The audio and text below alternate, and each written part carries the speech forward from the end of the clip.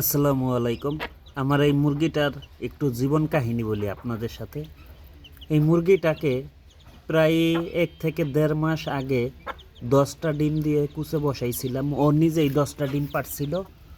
তো 10টা ডিম দিয়ে ওরে কুচে বসানোর পর ও কী খরচা জানেন, এই একটা বাচ্চা ফুটেছে, 9টা ডিমেই ও নষ্ট করে ফেলছে।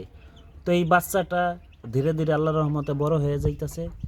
তো সবচেয়ে অবাক করার বিষয় হইল যে বাচ্চাটা ফুটেছে, এই বাচ্চাটা কিন্তু আপনারা খেয়াল করলেই দেখতে পারবেন ওই যে ঘাড়ে পশম নাই, কল্লা ছিলা বাচ্চা, যা আমাদের খামারে বা আমাদের বাড়ির আশেপাশে এইরকম কোনো বাচ্চা বা মুরগি নাই।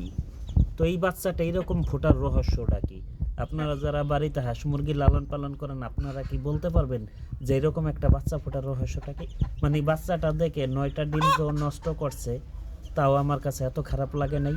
এই বাচ্চাটা দেখে এত ভালো লাগছে। তো বাচ্চাটাকে আমি খুব খেয়াল রাখি, ওদের খাবার দাবার সব কিছুতেই আমি একটু এক্সট্রা কেয়ার করি ওরে।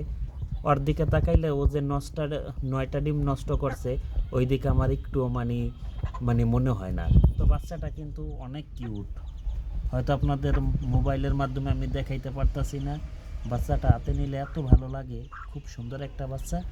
ও কিন্তু ধীরে ধীরে বড় হয়ে যাইতেছে।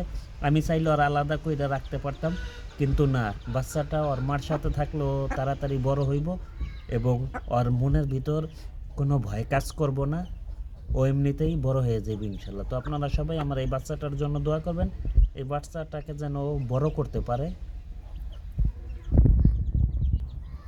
কত সুন্দর বাচ্চা! এরকম বাচ্চা আমি এর আগে আমার খামারে কখনো দেখি নাই।